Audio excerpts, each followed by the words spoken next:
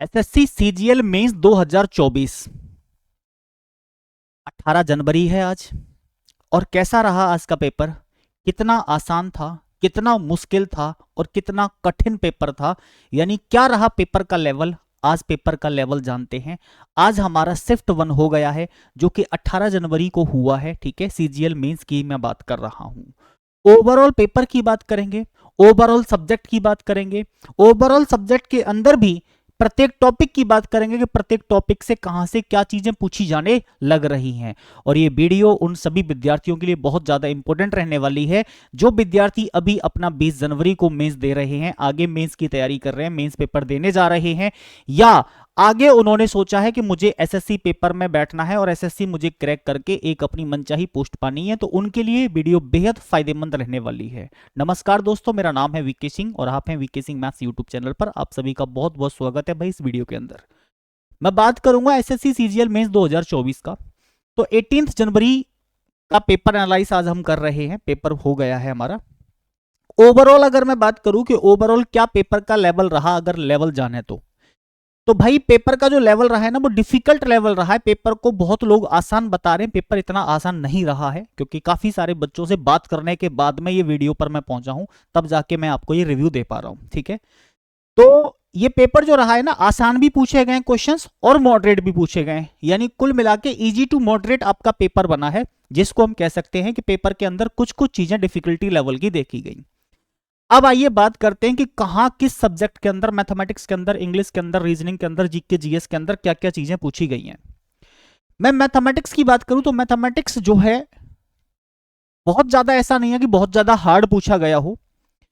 सिर्फ और सिर्फ 4 से 5 क्वेश्चंस ऐसे थे जो हार्ड पूछे गए, जो थोड़े से कैलकुलेटिव थे और लेंदी क्वेश्चन बने जाके, थोड़े कैलकुलेटिव थे जो कि लेंदी क्वेश्चन थे। ठीक है, बाकी करने के लायक जो प्रश्न थे, जो डुएबल क्वेश्चंस थे आपके, है ना, जिनको आप कर सकते थे आराम से। 24 से 25 क्वेश्चंस आप आराम से बना सकते थे इजीली। इनमें कोई बहुत ज्यादा आपको नहीं करना था, सबके लिए समान था। ऑलमोस्ट सारे टॉपिक को कवर किया गया इसके अंदर। मैं बात करूं percentage, SI, CI, profit loss, है ना, एवरेज, टाइम एंड डिस्टेंस, है ना, वर्क एंड वेजेस, सबको कवर किया गया है ऑलमोस्ट। जो पेपर के 4 से 5 क्वेश्चंस डिफिकल्ट लेवल के पूछे गए हैं, वो भी मैं बता देता हूं कहां कहां पूछे गए हैं आपसे। अगर मैं बात करूं कि स्टैटिक्स मैथ्स के अंदर कितने क्वेश्चन पूछे गए, तो स्टैटिक्स टॉपिक के अंदर से भाई 2 क्वेश्चन पूछे गए। अगर प्रोबेबिलिटी की बात करूं, प्रोबेबिलिटी का 1 क्वेश्चन पूछा गया। मेंसुरेशन से 2 क्वेश्चन आए और दोनों क्वेश्चन मॉडरेट पूछे गए, मतलब आसान नहीं थे। जिनको मैं कहूं कि इजीली बंदा सोल्व कर लेता है, वो सोल्व नहीं थे कि बस पाई की वैल्यू देख के ऑप्शन टिक कर दिया। वो प्रश्न नहीं थे कि ऑप्शन देख के आप इनको टिक कर सको या पाई की वैल्यू मार सको आप इनमें। ठीक है, ये वो क्वेश्चन नहीं थे, दोनों करने वाले क्वेश्चन थे और टाइम टेकन थे, मॉडरेट थे ये दोनों के दोनों। ज्योमेट्री की बात करूं तो ज्योमेट्री के अंदर ट्रायंगल से एक क्वेश्चन पूछा गया, जो कि बहुत टफ क्वेश्चन था। टफ यानी कि इसको मैंने मॉडरेट का नाम दिया है, जो कि टाइम टेकन था भाई, जो आपका काफी सारा टाइम कंज्यूम कर सकता था। यानी दोनों क्वेश्चन ये टाइम कंज्यूम कर सकते थे, एक ट्रायंगल का क्वेश्चन आपका टाइम कंज्यूम कर सकता था। टिग्नोमेट्री का भी एक खतरनाक क्वेश्चन पूछा गया भाई, मॉडरेट लेवल का रहा है ना, जिसको मैं टफ कह सकता हूं, जो कि आपका समय ले जाएगा, 2 से 2.5 मिनट आपका ये क्वेश्चन ले सकता है। ठीक है, अगर आप करने बैठोगे तो लगभग लगभग 2 3 4 5 प्रश्न ये ऐसे थे जो थोड़े टफ लेवल के प्रश्न पूछे गए। बाकी तो सारा ओवरऑल यानी 24 से 25 क्वेश्चंस मैंने आपको बताए जो कि आपके करने के लायक थे, बढ़िया प्रश्न थे। और प्रत्येक बच्चा 24 25 24 25 26 क्वेश्चन तो अटेम्प्ट करके आ ही रहा है।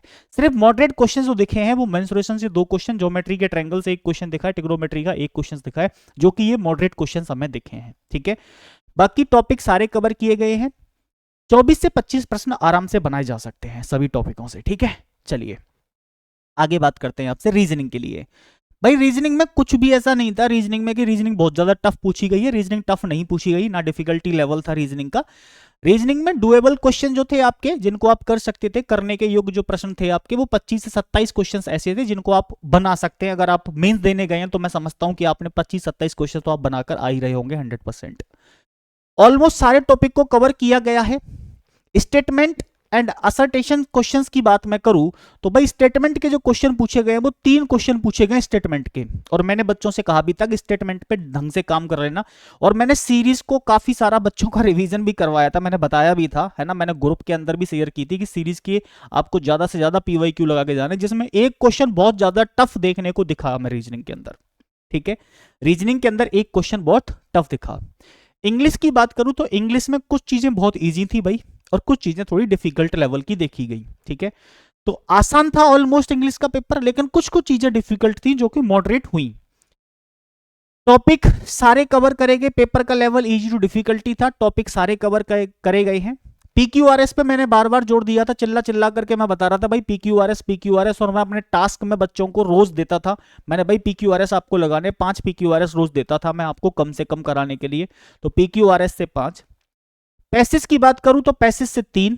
क्लोज टेस्ट जो कि थोड़ा सा ये मतलब मुझे ऐसा लगा क्लोज टेस्ट कि आसान तो नहीं था, इसको अपन मॉडरेट कह सकते हैं।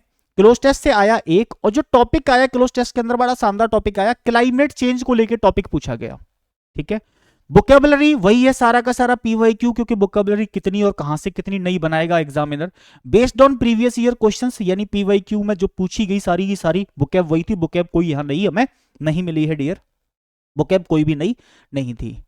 जीके जीएस की बात करूं, जीके जीएस का बहुत शानदार लेवल रहा है, ईमानदारी से बता रहा हूं मैं आपको, वास्तविकता यह है कि जीके जीएस का बहुत ही शानदार और खतरनाक लेवल पूछा गया है, यानी कि इसमें आसान कुछ भी नहीं है, मॉडरेट टू डिफिकल्टी लेवल है। और इसमें जिन क्वेश्चंस को आप आसानी से बना भी सकते थे, आप कितना ही पढ़ करके गए हो, तो मुझे ऐसा मानना है कि 15 से 16 क्वेश्चन ही आप इसके अंदर इजीली बना सकते थे। और ये भी इजीली नहीं, ये भी तब बनेंगे जब आपने बहुत अच्छी तैयारी करके गए होंगे, बहुत अच्छे से पढ़ के गए होंगे भाई इसके अंदर, ठीक है। तो ये मॉडरेट लेवल जीके पूछा गया। जीके तो वही है कि यार आज तक जो किसी का ना होगा वो तुम्हारा क्या होगा, क्योंकि जीके जीएस काफी टफ है और बहुत बड़ा एक ब्रॉड सब्जेक्ट है अपने आप में।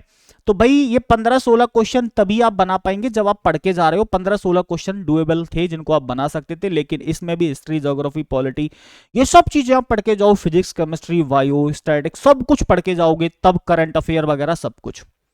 ऑलमोस्ट सारे टॉपिक को कवर किया गया जीके जीएस के अंदर, कुछ भी नहीं छोड़ा गया है। एक हमारा सेंसस टॉपिक से देखा गया जो कि स्टेटमेंट बेस्ड क्वेश्चन था, सेंसस टॉपिक से पूछा गया जो कि स्टेटमेंट बेस्ड क्वेश्चन था। केमिस्ट्री के 3 क्वेश्चंस आए हैं, मैंने केमिस्ट्री पे बहुत जोर दिया था, मैंने कहा था लाले दी जान कि भाई केमिस्ट्री को अच्छे से बना लेना।